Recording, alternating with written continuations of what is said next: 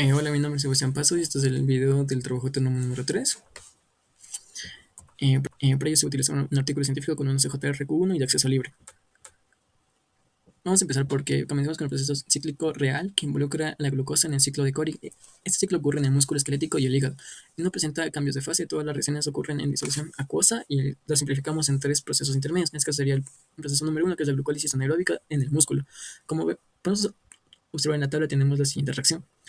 Esto incluye de reacciones enzimáticas, desde la exogenasa hasta la desogenasa. Aquí tenemos la variación de Gibbs. En condiciones estándar fisiológicas, esta va a ser negativa porque es exorgénica. ¿Qué es exorgénica? Exorgénica es una reacción que ocurre de manera espontánea y que libera energía libre, generalmente asociada a un cambio negativo en la energía libre de Gibbs. Por otro lado, tenemos el segundo proceso, que es el transporte sanguíneo del lactato, el cual sale del músculo mediante un transportador MCT4 de difusión facilitada y entra al hígado por la MCT1. Una reacción química, solo desplazamiento a favor del gradiente electroquímico. Aquí la variación de Gibbs va a ser menor que cero, por lo que el proceso pasivo es espontáneo. Aquí el potencial químico del lactato en músculo va a ser mayor que el potencial químico del lactato en sangre y mayor que el potencial químico del lactato en el hígado. El proceso 3, que es la gluconeogénesis hepática, que como podemos observar su reacción. Aquí incluyen 11 reacciones enzimáticas, muchas son inversas a la glucólisis, a las glucolíticas. Aquí la variación de Gibbs va a ser endogénica, pero se acopla a la hidrólisis de ATP sobre GTP para ser viable. También vamos a tener a la variación neta de un ciclo completo, que aquí va a ser igual a cero. ¿Por qué? Porque la energía libre de Gibbs no se acumula. Lo que se pierde en el músculo se recupera en el hígado, pero con un costo energético neto de hidrólisis. Y la entropía, por otro lado, la glucólisis se libera en calor y la gluconeogénesis absorbe calor. Pero el balance global va a ser exotérmico y la entropía total del universo siempre va a aumentar según la segunda ley de la termodinámica.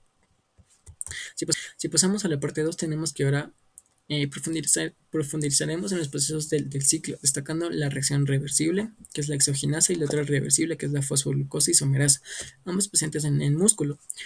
Como mencionamos antes, tenemos a la ecuación de la exoquinasa, que va a ser muy negativa. ¿Por qué? Porque va a ser el proceso irreversible, que elegimos como para compararla. Tenemos a la fosfoglucosa isomerasa. ¿Por qué escogimos esto? Por un proceso reversible, porque está mucho más cerca a cero, como podemos ver en la tabla, y tener un mayor equilibrio. El resto de las reacciones los vamos a tomar como reversibles. Ahora bien, si pasamos a la comparación microscópica, tenemos que en la exogenasa la enzima se cierra sobre la glucosa y el ATP, transfiere el grupo fosfato rompiendo el enlace anhídrido al de energía y hay un cambio de conformación grande.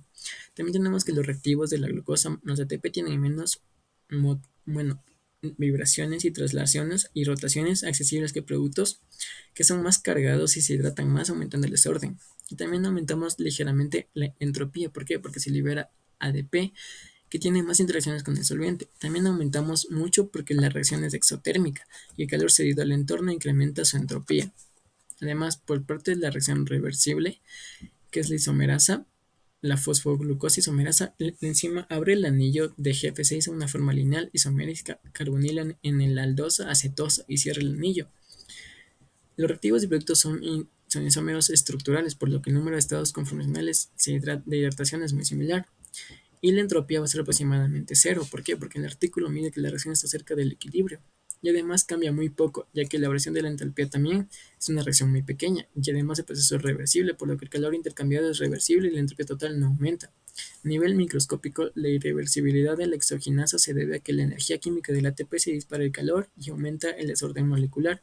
En cambio, la fosfoglucosa isomerasa opera tan cerca del equilibrio que sus estados forward y backward son prácticamente indistinguibles y la entropía no se genera. Si pasamos a la parte 3, tenemos que la ecuación energética de estado y potencial termodinámico en este caso va a ser para escribir termodinámicamente el sistema de la glucosa y sus metabolitos. Partimos de la energía interna, que es la función de la entropía y el volumen, y además el número de moles de cada especie. Si transformamos a partir de la energía interna por las transformadas de Legendre, cambiamos las variables para adaptarnos a condiciones experimentales. Tomamos de ejemplo la entalpía, que si cambiamos su variable, que es la presión, que es el volumen, por su variable conjugada, que es la presión, nos da la siguiente ecuación de Legendre, que nos dice que mide el calor de la presión constante en calimetría, que es excepcional para este tipo de casos. Si tomamos el ejemplo, nos dice que es útil para sistemas en volumen constante, como serían las células en compartimentos rígidos.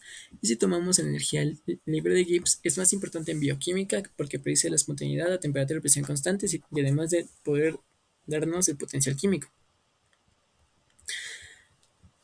A ver, una vez pasamos esto, tenemos la parte 4 que se nos dice que el potencial termodinámico que mejor describe la reacción irreversible de la exogenasa es la energía libre de Gibbs. ¿Por qué? Porque en condiciones dentro de las células son aproximadamente las idóneas, porque tenemos temperatura y presión constantes. Para la exogenasa en condiciones fisiológicas estándar tenemos un número negativo, que nos dice que indica que la reacción es espontánea e irreversible en dirección de la glucosa a G6P. También tenemos la ecuación de Helmholtz-Gibbs, donde que si despejamos la entropía nos queda el siguiente resultado.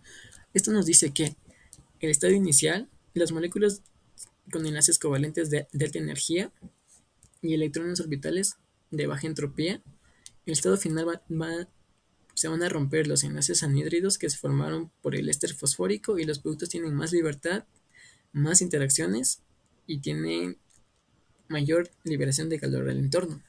El resultado va a ser que la variación de entalpía va a ser muy negativo, va a ser exotérmico y la variación de la entropía del sistema va a ser ligeramente positivo. Ya, para predecir la espontaneidad con intercambio de calor y trabajo, tenemos que decir que la temperatura y presión van a ser constantes, que es un criterio universal. Aquí el trabajo útil no va a ser el trabajo presión-volumen, va a ser eléctrico, químico, osmótico, entre otros. Si no hay trabajo útil, la condición se reduce a que la energía de Gibbs va a ser mucho mayor que cero y esto es espontaneidad. En la célula, la exogenasa está acoplada a procesos de transporte o la regulación alostérica, pero su variación de Gibbs es tan negativa que sigue siendo irreversible. Incluso si la célula realiza trabajo, la magnitud de Gibbs es insuficiente para impulsarla. En la parte 5 tenemos a la relación de la termodinámica que establece que para un proceso irreversible la entropía total del universo siempre va a aumentar. Como podemos ver, la variación total de la entropía va a ser igual a la variación total del sistema más el entorno, y esto va a ser mayor que cero, por una reacción a temperatura y presión constantes. Ahora bien, para la variación de la entropía del sistema se calcula mediante un cambio reversible y nos da que la variación de la entalpía está sobre la temperatura. Pero cuidado que esto solo es válido para procesos reversibles. Bueno, cuidado, si es válido el proceso es reversible, pero si los procesos son irreversibles usamos la relación de Gibbs, donde que separamos a la variación de entropía del sistema, y esto va a ser igual a la variación de la entalpía menos la variación de Gibbs sobre temperatura. Esto a su vez nos dice que el entorno, la entalpía va a ser negativa sobre la temperatura, y el calor que sale nos dice que es absorbido por el entorno. Y la entropía generada va a ser igual a la entropía total igual a la variación de Gibbs negativo sobre temperatura. Y ya aplicamos el ciclo de Cori. Finalmente, el ciclo de Cori, para cada proceso intermedio, calculamos a partir del proceso irreversible, como hicimos antes. Pero ahora la suma de la entropía total del sistema sobre el ciclo completo es cero, porque es una función de estado. Sin embargo, la entropía total generada del universo es mayor que cero. ¿Por qué? Porque la suma de la variación de Gibbs en el ciclo no es cero. Si hay fuentes externas de energía, como se mencionó antes, que le inyecten más cantidad. En el ciclo de Cori, el músculo consume ATP y el hígado también, y el balance neto es positivo a entropía. Un ejemplo práctico sería en el desarrollo de los fármacos, que se mide la entropía de la unión de un inhibidor a una enzima, por ejemplo, la enolasa o la fosfoglucosa isomerasa.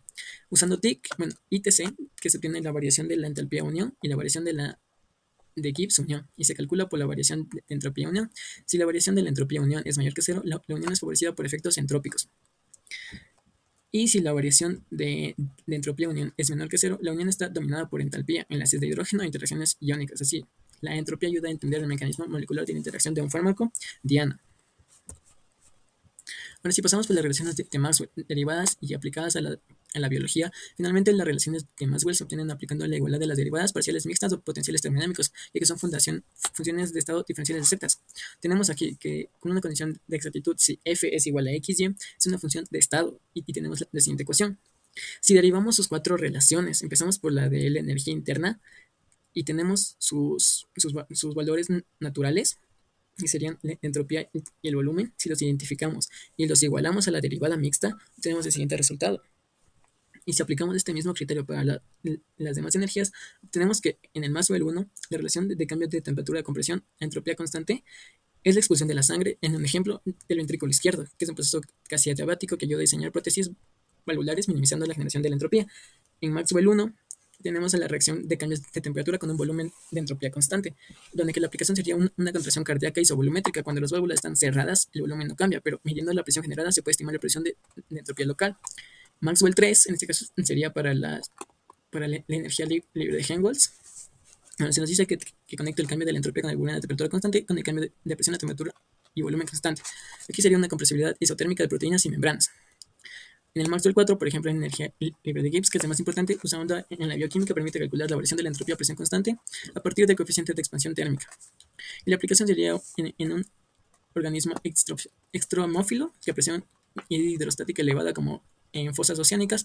Conociendo alfa de una enzima, se puede predecir cómo varía su entropía de activación con la presión sin necesidad de medir el calor directamente. En resumen, las relaciones de Maxwell son puentes matemáticos que permiten propiedades medibles, con expresión térmica, opresividad, con la entropía y la magnitud difícil de medir directamente. Eso sería todo. Muchas gracias.